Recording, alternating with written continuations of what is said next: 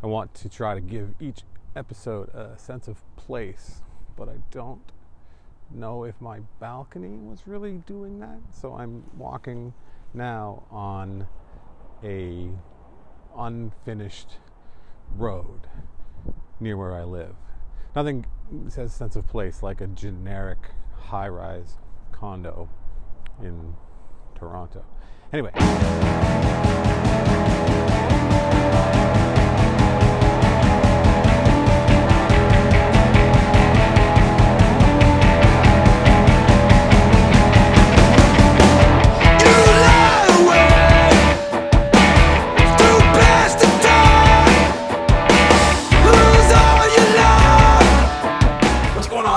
Welcome to the first attempt, well, maybe not the first attempt, but maybe the first live attempt of the Birds All Day vlog. My name is Drew Fairservice. Here we are, new things going on in 2019.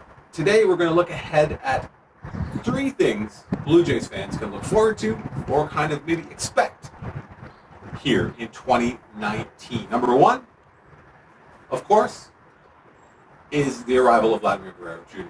When is it going to happen? Is he going to make the team out of spring? No.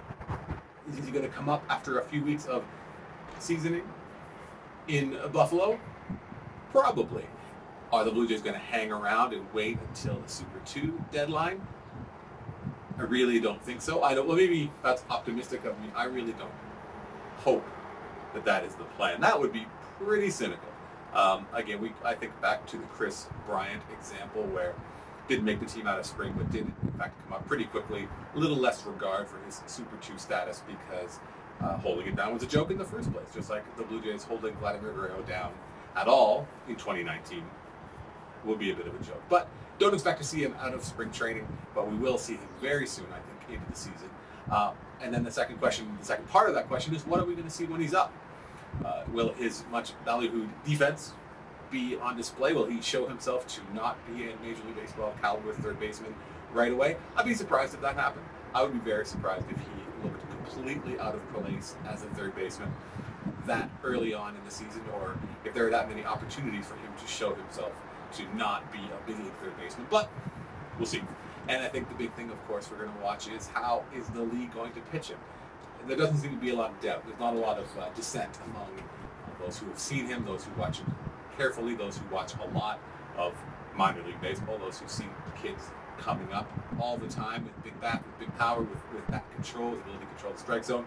But so rare is it that someone like Vladimir Guerrero Jr. comes along and has all 3 at the same time. So it's the number one most exciting thing, the number one thing many of us are going to look forward to. But we're going to have to wait, even just a little bit.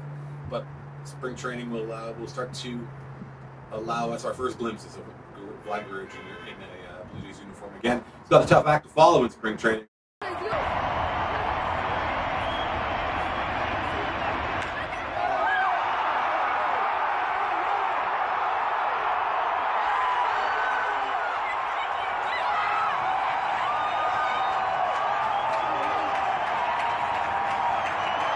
Unbelievable. Probably the best moment of the Blue Jays season, and it happened before the season even started. How exciting is that?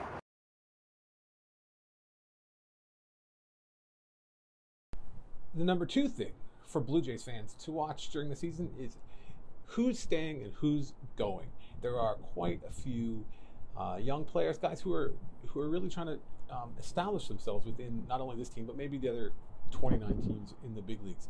There are guys like Billy McKinley, like Randall Grichuk, like Anthony Alford, like Dalton Pompey, even Marcus Stroman, Aaron Sanchez, guys who are still a few years away from free agency, but maybe aren't quite close enough to being on the next good Blue Jays team. This is going to be like a popular phrase. It's something I'm probably going to say a lot. The next good Blue Jays team, because it's not going to be next year, and it might not be the year after that. Lourdes Gurriel is a guy that I'm thinking of a lot. He's going to get a lot of opportunities to play probably in 2019 and even 2020 to either prove that he can be part of a good Blue Jays team or that he can become a valuable trade piece. And same with all the starters, Panones and Barakis and Reed Foleys and guys who have all that team control remaining, which makes them valuable, makes them attractive to the club. But what kind of role can they fill? as the team gets closer to contention. That as the team, obviously the Blue Jays need to fill out a roster. They need to play 162 games, both in 2020 and 2019. But when the wins become that much more important, what kind of role can all these players have? And if it is as a trade chip, like maybe Marcus Stroman, maybe Aaron Sanchez, maybe Ken Giles, guys who, Giles is a great example of something of a luxury for a non-competitive team to have. So maybe they can turn him into pieces that will be of the next good Blue Jays team. So that's definitely something to keep your eyes on. Is who's playing for whose job, I guess, is one way to look at it.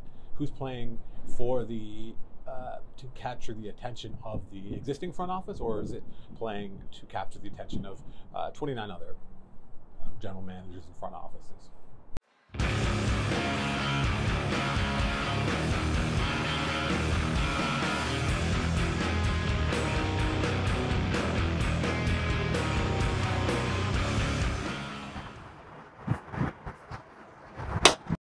The third thing Blue Jays fans can look for and think about in the 2019 season, I think, is the fan experience. What's the fan experience going to be like in 2019? They're going to be bad. They're going to lose a lot of games.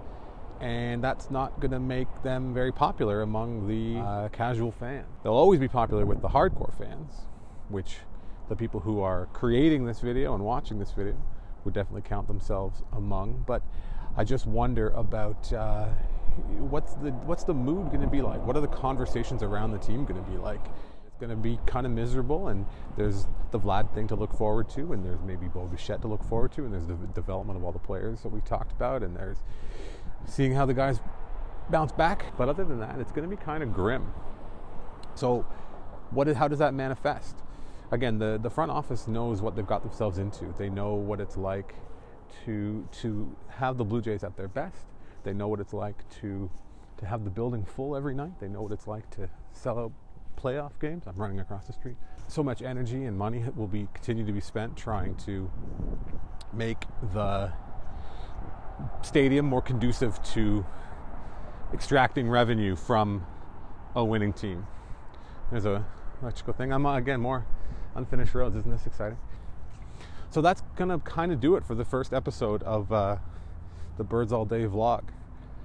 Let us know what you think. Let me know what you think about the idea. Again, the plan is to give it a bit of a sense of place, to try to take people around to some places in the city.